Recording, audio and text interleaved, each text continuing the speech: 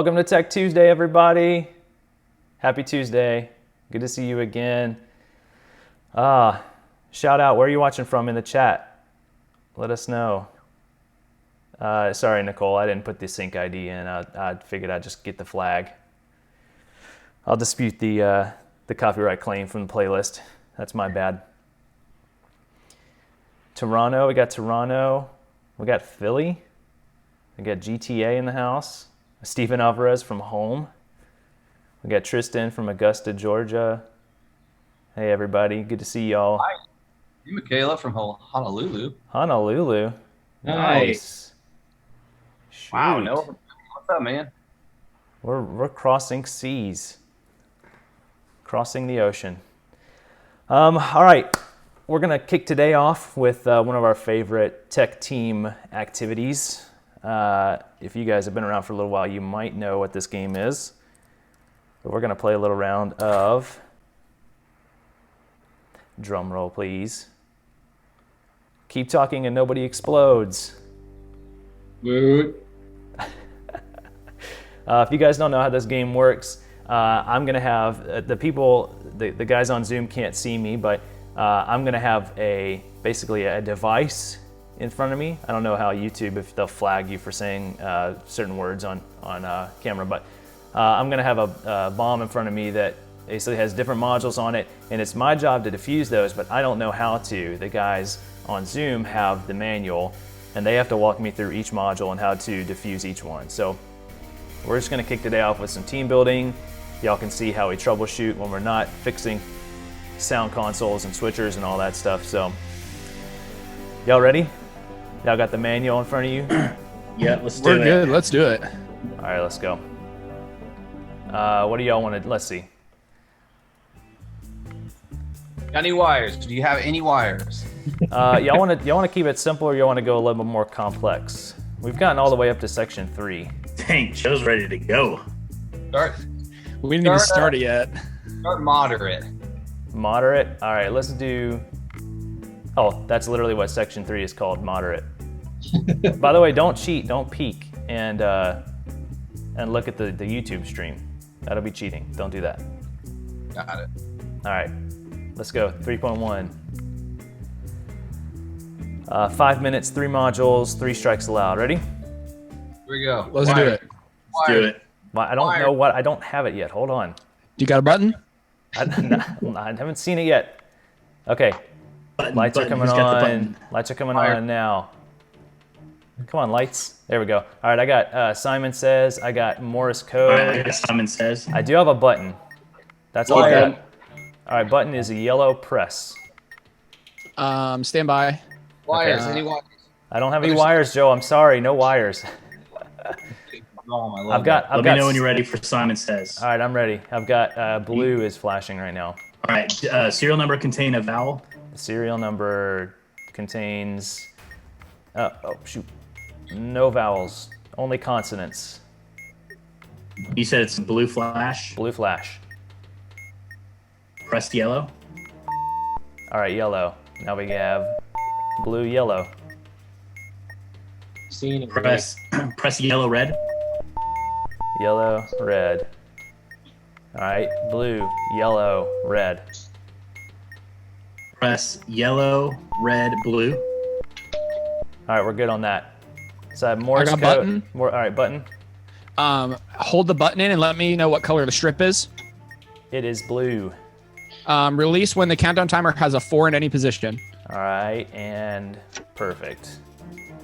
349. So we got Morse code next. All right, I'm going to give you the sequence. It's starting over. Ready? Dot, dot, dot. Dot, dot, dot, dot. Dot. Dot, dash, dot, dot.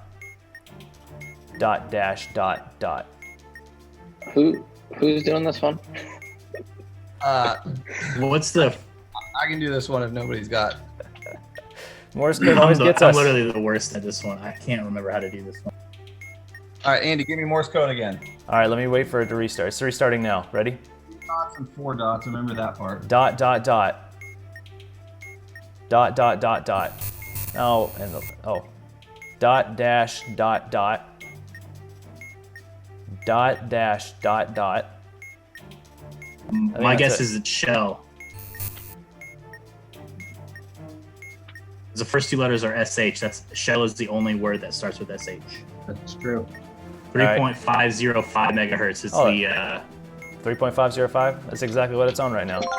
Nice. hey. Hey, look at us go. Nailed it. We're just gonna become Twitch streamers. We should just probably do this all day, honestly. Angel, this game is a blast. I love it. All right, that was too easy. We gotta do one more. One more that's too. That was only 2 minutes and 40 seconds. Well done. We're all still alive. All right, we're gonna do this. Let's see. That was 3.1. Let's do 3. Let's see. This one's 8. That's too long. 8 minutes is too long. I'm big All on right, this let's music. do this one. 5 minutes, 5 modules, only 1 strike allowed. Oh man. Oh no. We cannot mess up. Okay. And we got 5 minutes and 5 modules. All right, ready? We're going.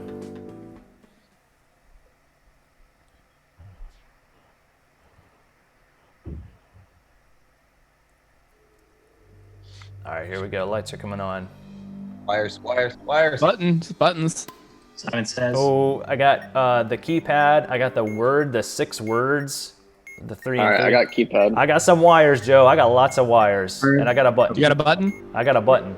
Color and word. I got a what blue do you got? hold. I got wires, Stand Joe. by. I got 2 sets of wires. You ready? Yep. I got 6 wires. Red, white, black, red, yellow. Okay, what's the second? Did you say you Second had a set keypad? is 4 wires. Yellow, black, red, white. Keypads. Keypads. So you had a, Yep, I've got the one with the number, the big number, and the 4 numbers below it as buttons. And then I've got the one with 3 words on each, so 6 words total. 2 columns of words. Bentley, I how got many that. batteries? Let's see, there's 1, 2, 3 batteries. Thank you. what's the display word on the 6 words? The display is literally blank. Is there a lit indicator with the letters FRK? FRK is... FRK. There is not.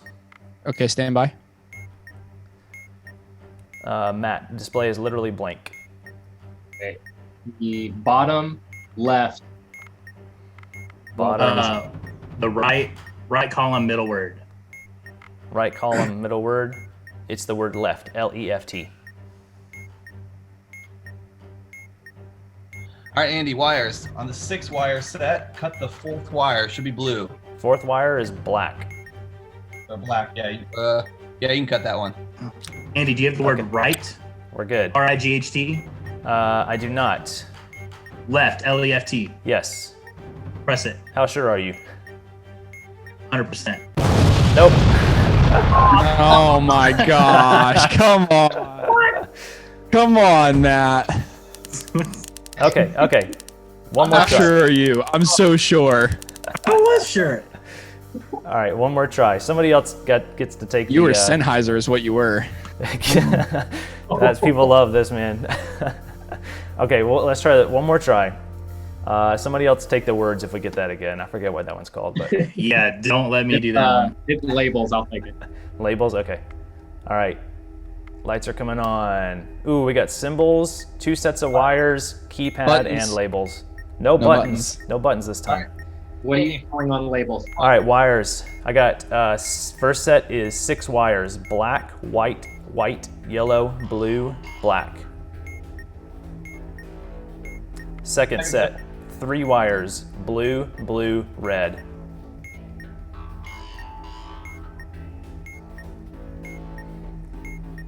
All right, who's got? Let's do. Oh, what information do you need? I just need what's in the display. That's the letter U, the letter R. Okay. What other modules do you have? I have keypad and symbols.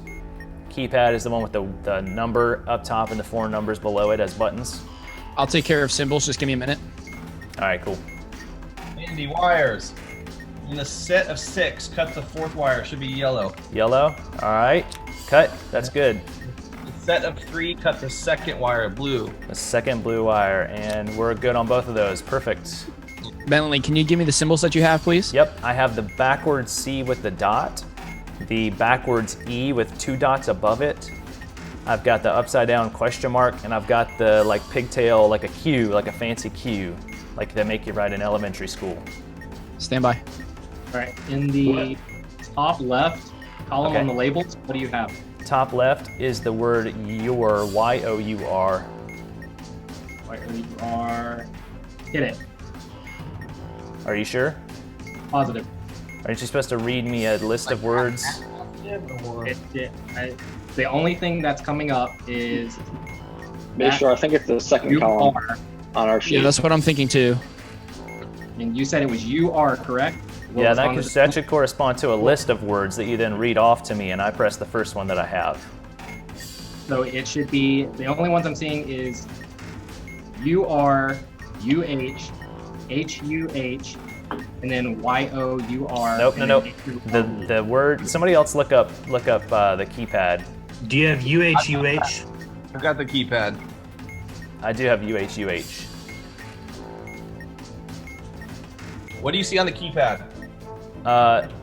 The letter U, the letter R. That's on my display. Andy, what's on the keypad, like the memory keypad? It should be a big number and then... Yeah, that's 4. That's the number 4. Can I get those symbols one more time then? What are the small Yeah. numbers under the 4? Symbols are backwards C with a dot, backwards E with the 2 dots on top of it, upside down question mark, and the Q, All right. curly What- Q. All right. Go ahead. What are I your- got him. I got him for you, Andy. What right. you just said. Do that backwards E with the 2 dots, Yep, and then the C with the dot in the middle, backwards C with the dot Yep. in the middle. got it. The funny looking Q, Yep, and then the upside down question mark. got it. All right, we're good on that. Thanks, Nate. All right, Joe, the keypad is the number 4. Okay. And what 4 numbers do you have? 3214. Minute 30. Okay. Press the button in the 4th position. Should be number 4. Yep, Okay, We're good. next set. You got- number 4. What are your 4 numbers? 4213. What is it? 4213. All right, press the 3. 3. Yep. All right, good. Next one. What do you guys got for me on the words? Number 1, and then it's 3421. word, let's see, you have done, you, like the letter U, U-R, U-H, what, sure, So Your. so what word do you need first? So I've got U, letter R in the display. Right. And I've got my, so what word do you need from me, from my list? I need the top left, Top left is Y-O-U-R. Yep. Y-O-U-R. Yep. Okay? The first word is UH. Do you have that? All right, got it. Yep, next is, Andy, press the number 3. number 3 is in the first position. Word is there, T-H-E-R-E. What are your new numbers? Joe, 1, 2, 4, 1, 3. Right column, bottom right. U-H. Andy, press the number 4. Second position. H. That killed The us. letter U, letter R. We're dead. Joe was wrong somewhere. What was your keypad number? It was 1. That was right. No, the 2413. Yeah, that's what I pressed. It blew us up. It should have been press the button in the same position that you pressed. Oh, position, not the number. Yep, that would be the number. Then the last. We're learning, guys. We're learning. Speaking of tool to learn. learning, I'm quitting this nonsense. Speaking of learning, Tech Tuesday. We're gonna learn about some stuff. Thanks, guys. We'll have to leave people. We gotta leave the people hanging. They gotta come back next week for a dub. We don't want to give them too much. All right, guys. Today we're gonna talk about switcher keying, as promised. By the way, guys, if you want that game, it's called Keep Talking and Nobody Explodes. I think it's on Steam. It might be like $10 or something, but it's super fun. Definitely worth the money. So here's what we're going to do today. We're going to talk about video keying, this idea of video compositing, and I'm going to show some examples on screen. We're going to take, me and Chris are going to walk through how to basically do a lot of this stuff specifically on the Ross Carbonite, but these video concepts will apply at a lot of different places. So I'm going to get a couple of things set up here. We're going to get this view pinned and get my slides up. Cool. All right, here's the concept we're talking about. We're going to talk about this idea of compositing. Compositing is the combining of visual elements from separate sources into single images, often to create the illusion that all those elements are parts of the same scene. Of course, in modern media, we can't always tell the story that we want to tell with just one thing on the screen, right? Movies, if they just put raw footage on the screen, they'd be a lot different. They'd be pretty boring, a lot of green, and probably pretty lame, honestly. And we need to be able to composite different elements onto the screen at the same time. So you might have a foreground, background elements, different overlays, things like that.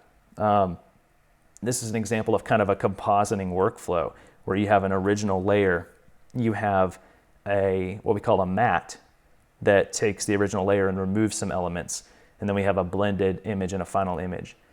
We do this in church all the time.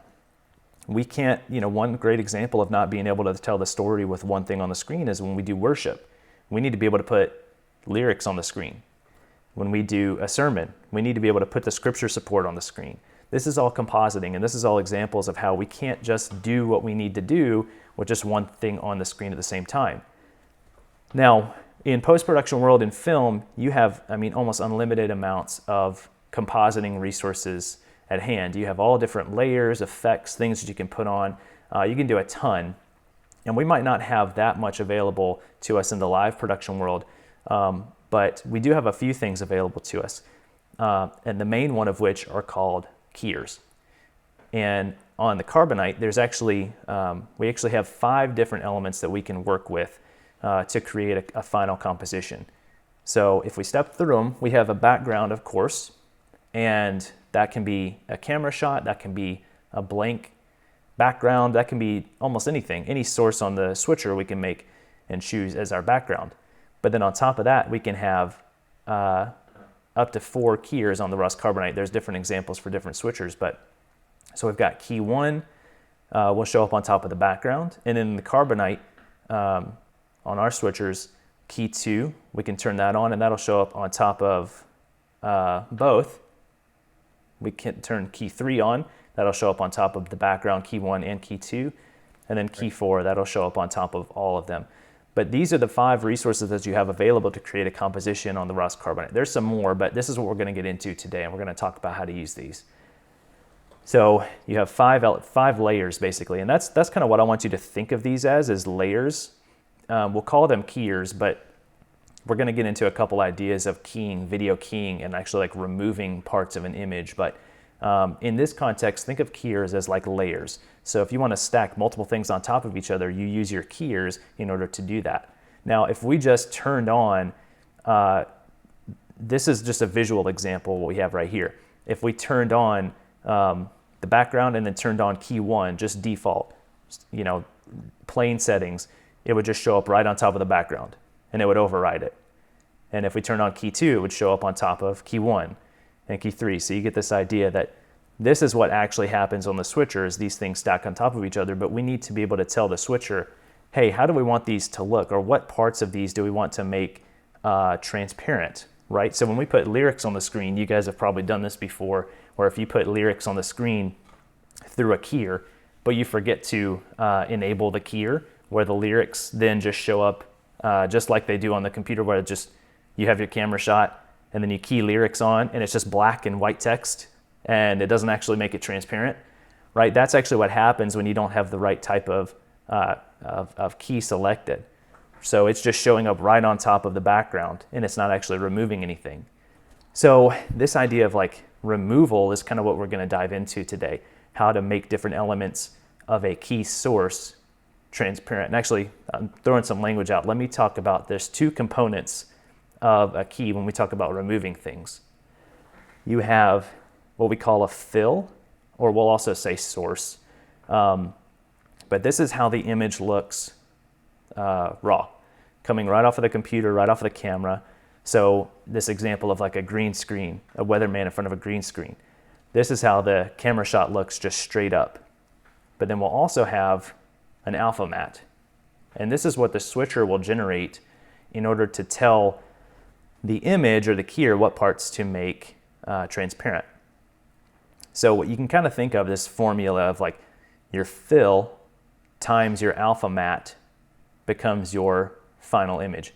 And I'm just using this checkerboard pattern to represent transparency. But what would actually happen is your background would show up behind that, whatever you have selected on your background layer. So if that makes sense, your fill times your alpha matte. So everywhere, if you think about this, everywhere in your alpha matte that is white, well, I'm using green, that's a bad example, but everywhere in your alpha matte that is white, that's going to become fully opaque. And that's what we see here, where it's fully opaque, it's totally visible. You can't see through it at all. And then everywhere in your alpha matte that is black, do this. The switcher is going to make fully transparent so you can see through it completely. And then anything that's like gray or kind of halfway in between is going to make half opaque or half transparent, however you want to think about it, glass half empty, glass half full, whatever. But that's how the switcher is going to composite these elements into each other. So every key is going to have a fill and an alpha matte. So how do we get this? How do we get this alpha matte? Where does this come from? There's a couple different methods where we can get this. So and we're going to talk about three specifically. The first one we're going to talk about is a chroma key. And this is actually generating the alpha matte based on a color in the image. So the green screen is a great example of that. But anytime you see like behind the scenes footage on movies or something like that, a chroma key is going to take out anything that's a specific color. A lot of times they use green because it's a pretty uncommon color. And it's going to generate this alpha matte for us based on, hey, what in this image is green? Make that fully transparent. What in this image is not green? Make that fully opaque. So chroma key, remember that one? Then we've got a luma key. And a luma key is going to generate this alpha matte based on the brightness of whatever your fill is. So for instance, this guy's wearing a black jacket. That's not very bright. That's a darker color. That's going to generate this alpha matte, or this luma matte, and it's going to make his jacket, anything that's in that area, fully transparent. And then his shirt is white. That luma matte is going to create white in that area, and that's going to be fully opaque. And what you're going to end up with is something like this. So you've got your fill times your key, or your luma matte, and then you end up getting this nonsense in this case, but where his jacket is fully transparent, his shirt is fully opaque, and that's the idea of a luma key. And then last thing we have is an alpha key. So this actually takes, it's kind of the same idea, well, not really. We'll talk about these on the Carbonite. There's some shared properties between these and luma key, but this actually takes a completely separate source and composites it with the fill to create your final output. So in this case, we actually have two separate video files running, and these were generated together, but they're two separate files. So one is, they're both a transition element, but one is actually what we want the audience to see, and the second one is the matte that we actually wanted to manually control what the switcher makes transparent or opaque. And so we can lock these things together. Applications like ProPresenter or Resolume can generate these two separate outputs for us based on what kind of media we have loaded, whether they're video files with transparency, and they can actually do this for us but the switcher just takes a separate input, a completely separate input on the switcher in order to use as the alpha mat. And so you'll hear this like key fill workflow or fill and alpha workflow where you have a fill source and an alpha source as two separate inputs. But that's what an alpha key is doing, is it's taking two separate sources on the switcher, two separate inputs on the switcher, and combining using one as the fill and one as the alpha mat. So you get your final output, looks like that. So, so far we've talked about chroma key, luma key, and alpha, and that's just a brief overview of the three types of keyers that we're going to talk about. So what we're going to do now is Chris is going to dive in, and we've got Ross dashboard set up, and actually this feed coming in from Matthews. What I'm going to do real quick is pull up the multi-viewer, and we're going to talk about each type of keyer in a little bit more detail and show how they work. So if any of that didn't quite click for you, hopefully when you see some examples of how it actually functions, things will start to click for you. So one thing I do want to explain before we do that is I want to show, because we're using Ross dashboard, some things might not translate exactly on your physical switcher, and I don't want you to necessarily be dependent on using dashboard. So I'm just going to walk through real quick a couple different areas in dashboard that we're going to highlight and where you can find them on your switcher panel. So the first one, kind of the main one we're going to look at, is this area right here, and this is our menu area. And this is going to correspond to the screen, the LCD screen, and the three knobs that are going to be on you guys' panels. That's where you can navigate almost every setting on the switcher. There are a couple things that we can only do in dashboard that are a little bit more buried. It's more convenient to do them on dashboard, but almost everything you can do via the menu here. So we're going to try to do as much as we can in this virtual menu, so you guys can do it on your panels. But there will be a couple things where we'll have to navigate to different sections of dashboard to do that as well. The second area is going to be our key select area. So these four buttons down here, this is how we're going to select what keyers we want to manipulate, change settings to, etc. On the larger Ross panel, Ross Carbonite panel, it's going to be these four buttons kind of in the middle section of 8 buttons on the left side. And then on the smaller panel, it's going to be this one button that says key. And when you hold that down, you can then select, using the row of number buttons below, which key you want to manipulate. So that's the second section. The third section is going to be the key types. And that's a self key, auto select, chroma key, DVE key. We'll get into DVE keys in a little bit. But that's what kind of what we just walked through. But these are going to correspond with, on the larger Carbonite panels, these 4 buttons all the way on the left. And then the exact same 4 buttons all the way on the left. They're almost in the exact same place on both panels. So, and they say exactly what they say in dashboard. Self key, auto select, chroma key, DVE key. These are your different key types. And then the last section that we'll really talk about and spend some time in is, of course, the source buses. And that's going to correspond pretty closely with each panel, where you have the 3 rows of buttons where you select what source you want on your background or what source you want in your keyers. So, and these 3 rows of buttons correspond with the same 3 rows on each side. So, what we're going to do now is just walk through some practical examples of how to use just those first 3 keyers. Like I said, chroma key, luma key, and alpha key. And then we'll come back, we'll do some questions, then we'll come back and we'll talk a little bit more about a different type of key that's pretty fun, but we'll get into that later. So Chris is going to walk through. I'm going to show you guys, here's what we're going to do. We're going to pull up dashboard, and we're going to pull up the multi-viewer from Matthews campus, and we have a few examples that are running here. And so you should be able to see different examples on the screens here as we go along. Cool. All right, Chris. So let's talk about chroma keys first. How can we use chroma keys? What can we use them with? How do they work?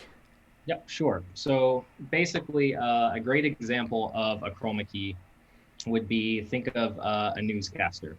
Think of a weatherman. He's on the screen. He's looking back, pointing to the different slides or the graphics that they're generating. Okay, I think we got one on CG2. Cool. Yeah, let's go ahead. If you could throw that on for me. I'm getting reconnected to the dashboard. Gotcha. Cool. So right there, you're seeing the graphic. It's coming from CG2. Mm-hmm. And so you have the host standing in front of the green screen, like you were saying earlier. So now what we want to do is tell that switcher, okay, the green screen behind him is what we want to key out. Okay. That is the value we want. So right now what we're going to do is, first, you need to decide what key you want to put as your key that you want to manipulate. Okay. So in this instance, we'll use key 1.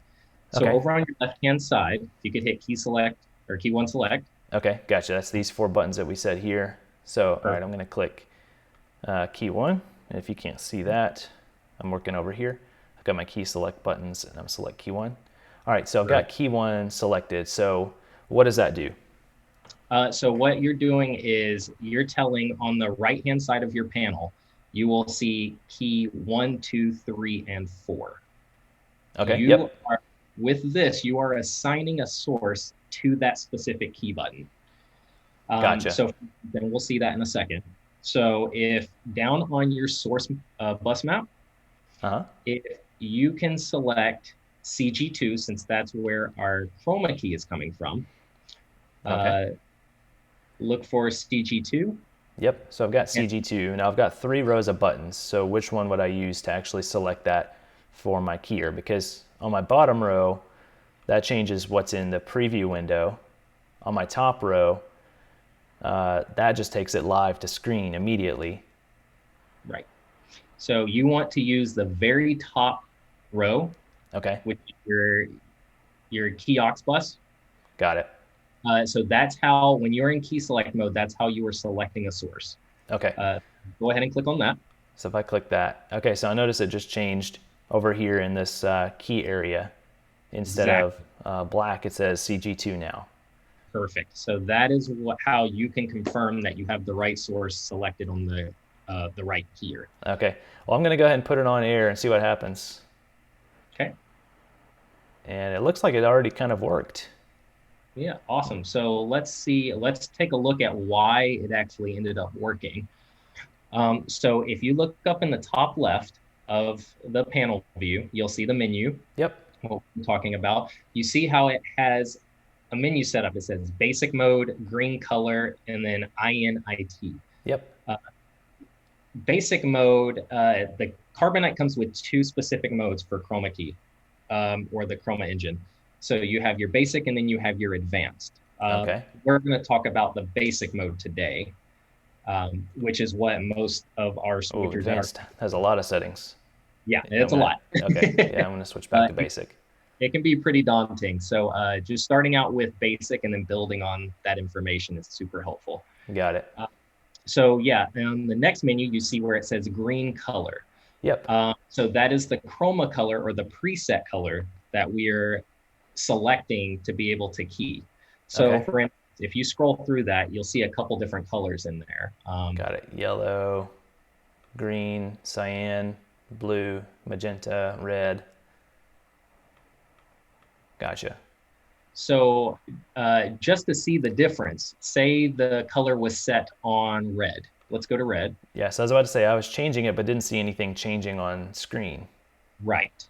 These settings will not apply until you hit the INIT button. That is initialize. Okay.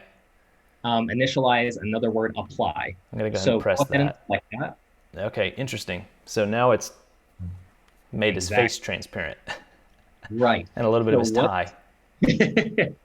Yeah, and what that switcher is doing is it's looking for that red hue to be able to key that out. Okay. You have told the switcher, this is the chroma color I want. Of course, that's not the color we want because the green screen is green. So let's go back to green. All right, and we'll go back to green. Okay, and I hit initialize, I guess. That's correct. All right, hit that. Okay, so it's pretty close. Now it looks like he still has some green around his like the edges of his face and stuff. I'm gonna pull this up actually in full screen.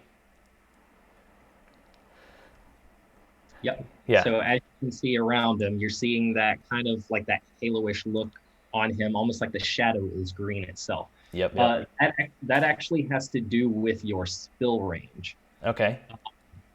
And you'll see that information right there. Yep. So what you can do is, if you drag that all the way to 0, see what it does. Actually, I'm going to do it from the menu here like we promised. Oh, great. Yep. Yep.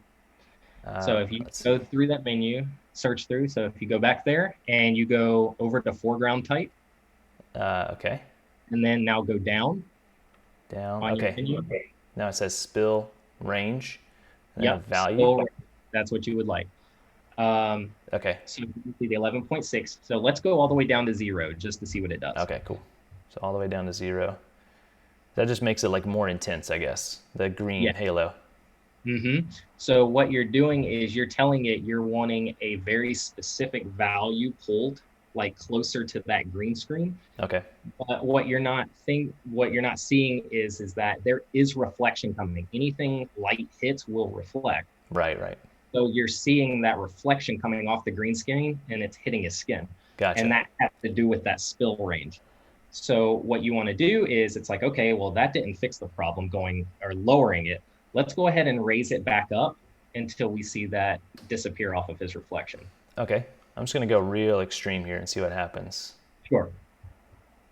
So going real extreme. Oh, and he's starting to turn purple. Yeah.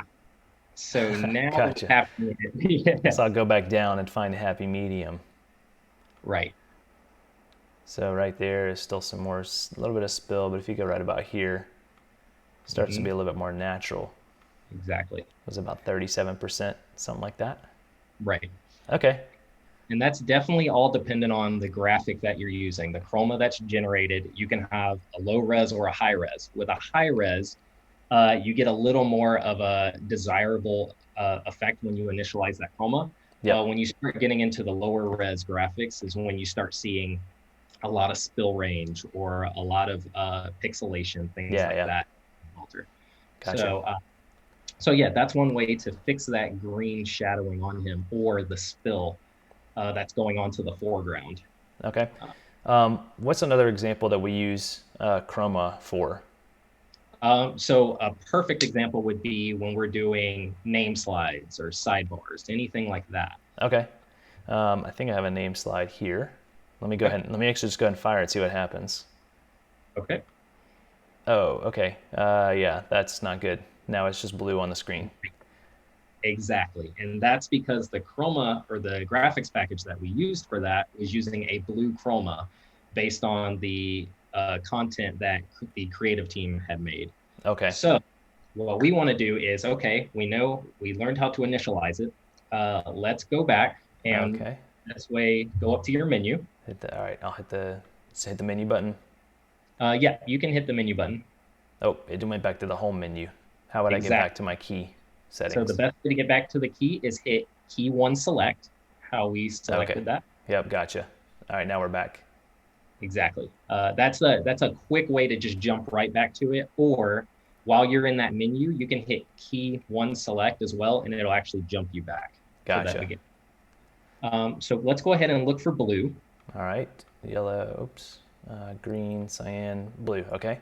Okay, and before we initialize, take a look on the right-hand side, top right, you're seeing all those faders and knobs. You're actually seeing a value to each setting.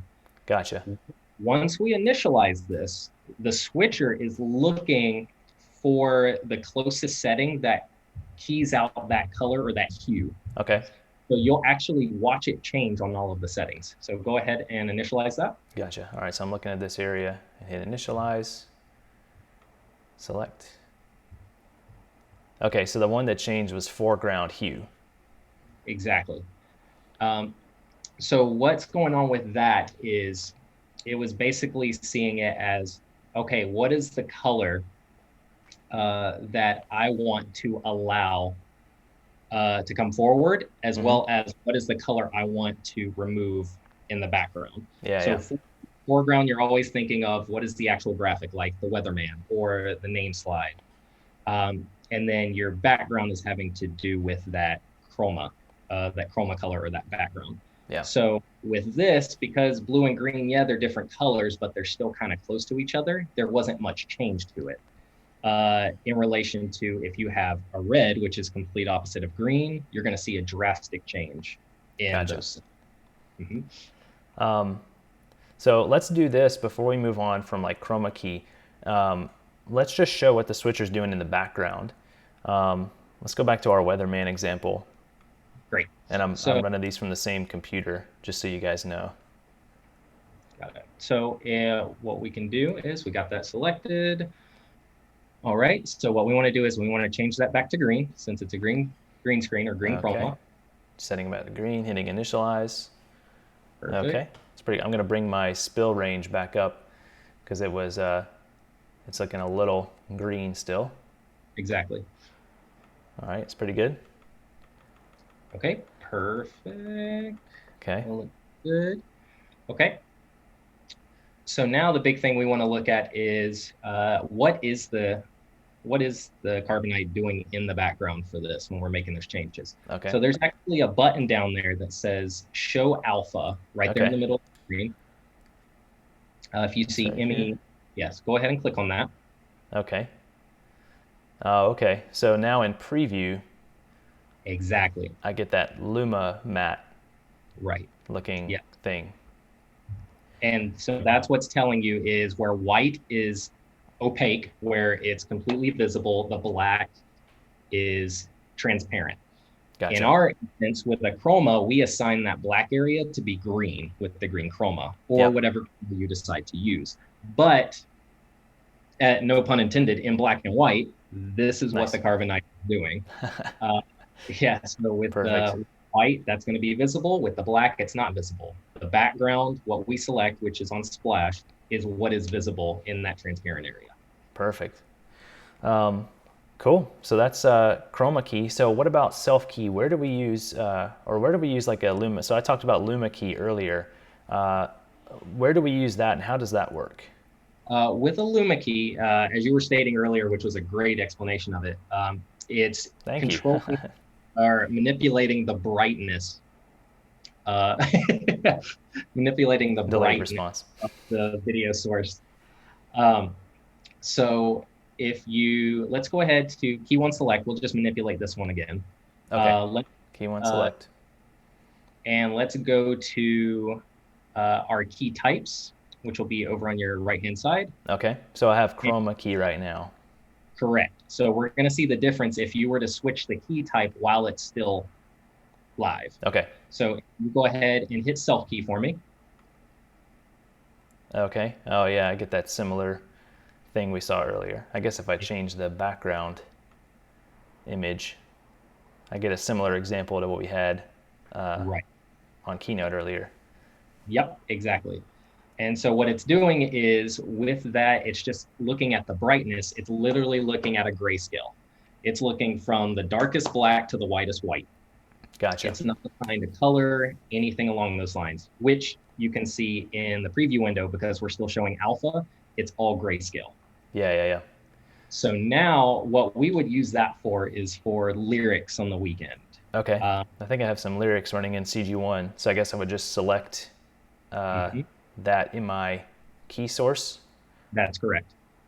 Bus right here. Okay, so my top row buttons, I'll select CG1. Okay, so now I've got a preview. Now this just looks like lyrics full screen. This doesn't look any different. My Luma matte.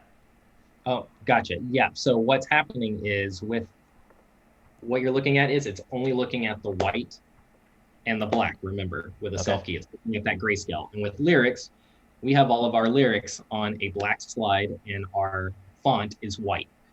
That's what makes it super simple to be able to use a self key with lyrics rather than having to use a chroma key and have to worry about that spill range or any kind of variation or non-sharpness with the graphic or with the lyric you're trying to use. Gotcha. This is just cut and dry. So I'm going to do this just so we can demo this. I'm just going to put this over the splash and make this full.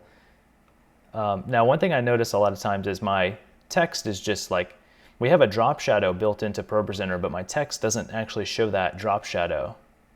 Why is that? So what's happening is because you have it as a self key and it's that grayscale, it's looking for to cut out any black or anything in that range. Okay. So with the drop shadow, by default, it's usually going to be black. So it is keying out when you're initializing that key or pushing that key live. Gotcha. So what we need to do on our end is make some tweaks or adjustments with that. And first, you want to start out with ProPresenter. Okay. You want to make changes. You don't want the drop shadow to be black. You want it to be a dark gray. All right, so I'm going to do this real quick, and y'all can't see this, but I'm actually going to change the shadow in ProPresenter to actually be like a dark gray, like we said. And I'm going to increase if you guys are in ProPresenter, this is Pro Tips, the length and the radius a little bit to 4. Okay, so instead of my drop shadow being black, I made it dark gray, or kind of like lighter gray. So on my next slide, we should see that. Okay, so I don't see much of a difference there, right? But I made some pretty extreme adjustments. So how else can we tweak that? So the next thing you need to do is on the switcher side.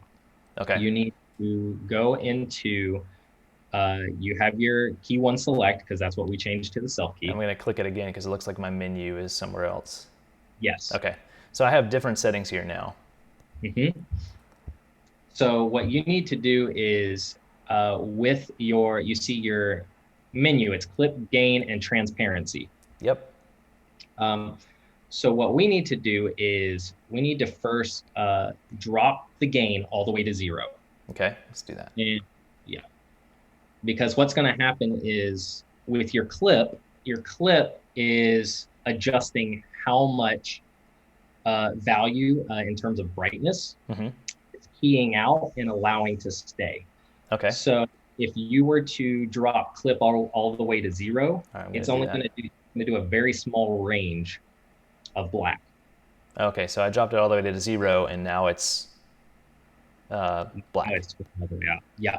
So you want to jump that back up just a little bit, slowly go back, and adjust, and you'll start seeing your graphic come back. Yeah, so now I've got a really harsh shadow. Right. So now that's where gain comes into play. That's where it's actually going to increase the range of what shade is allowed. So with a drop shadow, it's going to taper off. It's not just one flat color. It's built to kind of fade out. Okay. So this gain is actually going to help you adjust that. So if you slowly push gain up. Okay, I'm going to do that. Oops. And now my background starts to turn black though. Right. So now this is where you need to go back and readjust clip. Okay. So bring that up a little bit. Allow more of a range. And you slowly start seeing your graphic come back. Yep. So this is where you get into finagling the settings where it's like, okay, you want to keep the integrity of the graphic or the background. Right. But at the same time, you want to make that lyric or the self key as crisp as possible for the people that are watching it. You don't want a half transposed graphic on the screen. Gotcha. So I've kind of got them both set to around 13 or 14, and that looks pretty good, honestly. Yeah, I think it looks great. And then that's ultimately up to you, leading your team, how you're setting it up, what you're trying to accomplish inside the room that you're broadcasting this to. Gotcha. It's just really just messing around and seeing what setting works best for your venue. Gotcha. So let's do this. We got a few minutes left, and I want to talk about one more type of key, and that is our fly key. or DVE, because this one's really powerful, and I think this is something that a lot of y'all can use. But fly key is a little bit different in that we're not necessarily with this key type. We're not necessarily trying to remove something from an image. What we're actually doing is scaling, positioning, and moving and rotating it around on screen. And we can also do that in addition to removing parts of the image. But the DVE stands for digital video effects, and that's what we're applying to this key type.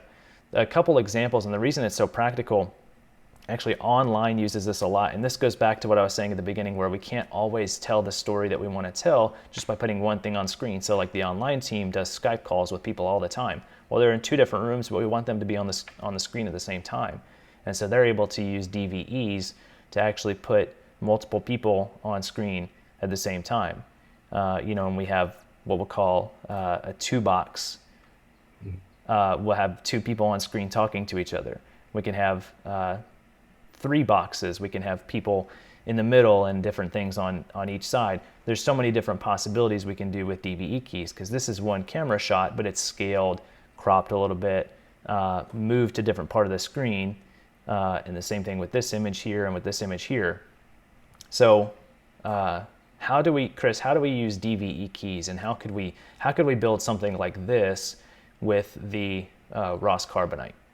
Great. Well, my go-to is, where is Zach Kimmery? Because he is a master at this. Amazing at it.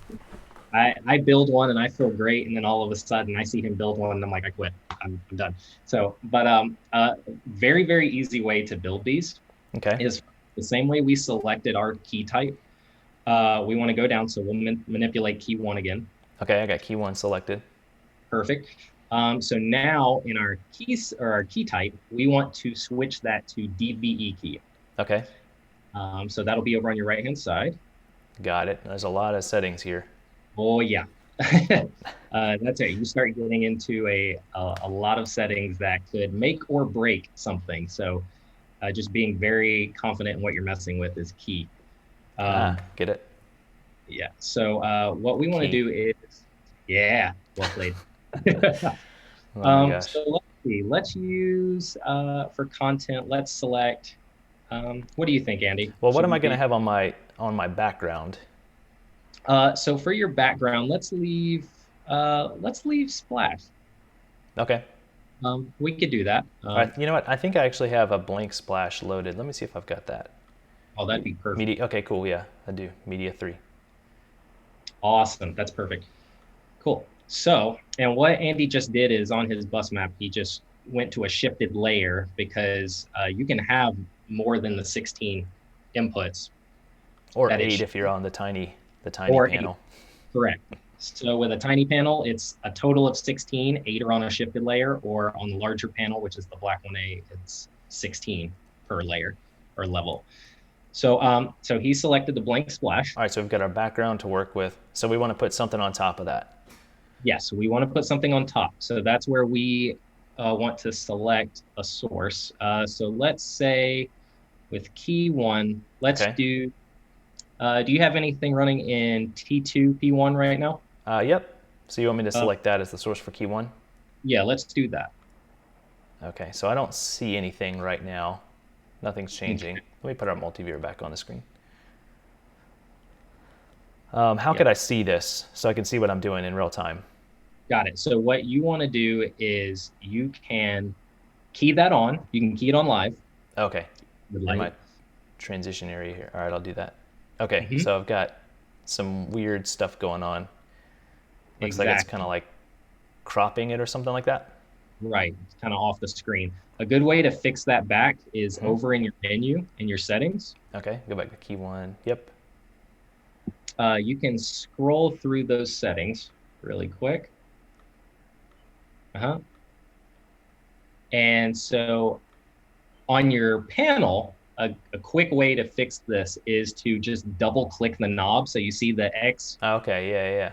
The select button would be equivalent to like pushing one of the knobs. Exactly. On the switcher. All right, so if I double click those, it just kind of resets everything. Okay, I see what it's doing. So I'm just going to double click all these and reset all these settings. Okay, crop. Okay, so now I've got basically a full Exactly. image. So T2, P1 is just coming up right over top of the background, not showing any of it. Right.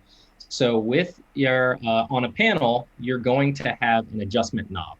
It's up in the top right of your panel. I don't know if you guys saw that picture earlier, but you do have an adjustment joystick that's up there. Oh, But yeah. you can also make those adjustments inside. Yeah, these guys right here. There's not one on the smaller panel, but on the larger Oh, there is. panel. Right over. Oh, yeah, there is. You're right. It's just a little tiny one. Yeah. That little guy. Yep. So those are a very quick and easy way to adjust those, but you can go in the menu and adjust the X, Y position and also the size. So Gotcha. for an example of what we want to do, the best thing I start out with is the size of the source. So in the menu, let's drop that size down from 100%. Okay, I see. And now it's starting to show up on top of the background. Exactly. So I've got the size at 50%. Right. So now, if we wanted to do that, say we want to put it over to the left side of the screen, we want to adjust the X position. Okay. So let's... and let's go into the right. So if I go up, it goes to the right. If I go down, it goes to the left. Exactly. It's too far, maybe. And what's great is because we have show alpha still showing. Oh, yeah. You can see just literally you're just moving a box. Gotcha. Yep. All right. So I guess let's just keep playing with this. Let me go up a little bit, maybe. Okay. Put this up. What else can we do with this? So at the same time, we can go ahead, we can, with another key, say if we did key 2 select. Okay, so I've got key 2 selected. Mm-hmm. And just look around, what source would you like to use for that? I think I have T2, P2 rolling as well, so we can use that and pull that in. So that's selected. Now I still can't see it. Right, so that's because your keyer, first you have to check the keyer type, because every time you click key. Gotcha. It's on self key right now. Exactly. So it's not going to shift or do anything. It's just going to cut that black out or that grayscale. So I want to change this to DVE key, right? That's correct. Okay, still don't see anything. Right. So now what you want to do is key on key 2 down in your position area. Okay, and now it's like kind of doing the same thing. It's like off to the side. It's kind of jacked up. Right. So let's go ahead and how to reset everything. Okay, sweet. Size. Okay, so that looks pretty close. Mm-hmm. So I guess I'll just do the same thing as I did before, just bring the size down. Right. And bring the position over. Now, Angel was asking if we needed a graphic to create borders. Chris, do we need a graphic if we want to put borders around this? Like, right now we have these two video sources overlapping each other, and it's kind of hard to tell which one is which sometimes. Mm-hmm. So what can we do to fix that? So you could actually mess with it has border settings.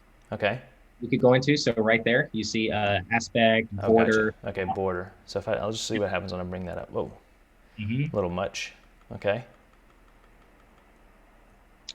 And so then you can also soften those edges so it's not just a drastic border on the sides. Okay. Right. You can soften that up, and it's actually going to smooth out those corners. It's actually going to look like it's kind of fading out or tapering off on the sides. Gotcha. So, yeah. So that's an easy way to just put a border around everything instead of having to drop a graphic behind it. Gotcha. Cool. And can I change the color of this? Yeah, so you can actually go. Mm-hmm. Just went to the next menu. Let's see, orange, perfect. Yellow, nice. Okay, cool. So we've got DVE. We learned about DVE, self key, chroma key. A lot of the main key types. I'm going to go back to my key 1 and add a border to that too now that we've got one. Great. So they look the same. Yeah, and the best way I like to look at it as when you're messing with keyers, I look at it as a canvas. I'll put whatever's going to a screen, My canvas is putting together or compositing different elements to be able to create like the perfect picture that I'm trying to represent. Yeah. And so this is one of those ways that you can do that is you're in a hosting segment and you want to jump over to another camera. You just put your key source as 2 different cameras, which is what they do a lot on online. And that's how they manipulate and make those boxes to make it look like, say you're watching ESPN when they're jumping back and forth. That's exactly what they're doing. Sweet. Cool. Well, it's 1:02. I guess take a couple. I know we're a little bit over, but this is a pretty loaded topic, and I know that a lot of people. Hopefully, this is helpful to everybody. There's a lot of things that we probably didn't even get into, honestly. But any ideas, just any questions that you guys have, we're willing to stick around for a few more minutes. I understand if you guys have to jump off, but we'd love to hang out for a couple minutes. The rest of the team is on as well. If you guys have any questions, go ahead and throw them in the chat, and we'll do our best to answer them in the next couple minutes. How you doing there, everybody else? Everybody good? Y'all still there? Y'all still got your pants on? Y'all do anything crazy with your video off? Yeah, we're good. You might want to check Matt. Oh boy. Right. Let's see. I got. I saw how does a mini Emmy work? Ooh, how does a mini Emmy work? That's actually a good question. So this is that's a pretty loaded topic, but remember how I said, let me go back to this slide. Remember how I said on the Ross Carbonite specifically, the resources that we have available to us. Let me get my slide up. Not that one. This one. So our resources are, we have a background, we have key 1, key 2, key 3, and key 4. Oh, come on.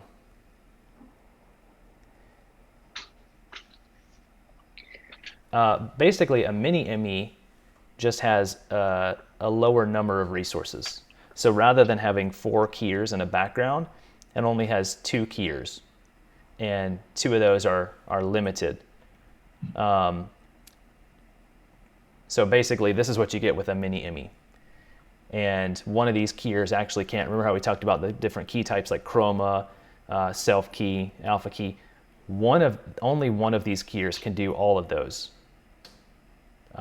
These 2 keyers can do DVE type functions like scaling and cropping and all that stuff, but they can't both do removal type keys. So that's kind of how a mini ME works. It's basically, MEs is kind of a big topic to get into, but it's basically like that, but it just has a more limited number of resources than the full ME. Right. In terms of priority as well, you have, like Andy was showing, you have the ME key 1, 2, 3, and 4. 4 being closest to you, that means it's closest to the foreground. A mini ME sits in front of key 4. So a lot of newscasts will actually put a ton of layers. We actually do it on the weekend a lot. They'll put a ton of layers over top. So they're using mini ME1, mini ME2 to be able to add even more layers so that they're not just locked down to that ME and those 4 keyers. Yeah. What else? Anybody else got questions? That's a great question about mini MEs. Wish we could dive into that a little bit more at some point. Mm-hmm. What's next week's topic? Next week, Mr. Matt Himmeley is going to be talking about lighting design theory. Yep. You ready for that, Matt? Full disclosure, I think I forgot that I was doing that next week. He just found that out, so. But yeah, we're if it's what I think you're talking about, we're doing lighting design theory, but primarily kind of be leaning into like front light and how to use front light in different ways and things like that. So next week. Totally. Angel, when we've done projection mapping in the past for visuals, is that done in Resolume or green screen for the switcher?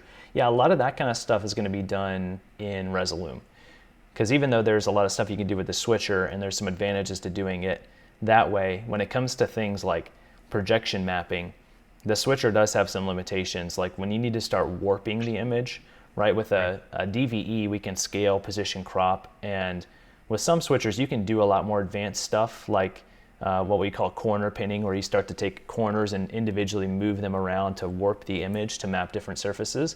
In the case of the Carbonite, we don't do that, and it can't do that, but it's a little bit more difficult to do that in a switcher as well, versus Resolume has a lot more functionality to do that in real time and do that a lot faster, as well as handle media playback and stuff like that. So a lot of times we'll do that in something like Resolume when it comes to creative video applications. The advantages to doing this kind of stuff in a switcher is you have kind of more reliability, you have better or lower latency, because the inputs are coming directly into the switcher and going directly out from the switcher. When they're going through a computer, there's all kinds of latency that gets added there. So there's pros and cons to each approach, but in a lot of cases for really creative stuff, we'll use something like Resolume to do that. Anything else? Man, I love Steven, how next week's topic is going to be on front light, since Matt has little to none on him right now. that's gonna be why we're gonna talk. He's gonna talk about it. He's gonna demonstrate it. Great way to subtly introduce the need for it, Matt. Well done. Well done. Well played. You know, I'm playing the long game here. All right. Well, 108 went a little bit over, but hopefully at least it was helpful. Anybody got any clothing thoughts or closing thoughts? Put pants on, Matt. That's my clothing Hey, thought I for the day. have pants on. Work from home. It's just the Wild West out there. Nobody knows. All right. Yeah, no, well, this is great. oh, thanks, Matt. Appreciate it. All righty, y'all. Thank you guys for joining us for Tech Tuesday. We're going to come back next week. We might even get into this topic some more at some point down the road. We got plenty to cover, but next week, looking forward to hearing about front light from Matt, maybe seeing some real demonstrations. If you guys have anything in the meantime, like I said, shoot us an email, production@elevationchurch.org. Reach out to us if you're in our production family. Reach out to us on Slack, and we'll see you guys next week. Bye.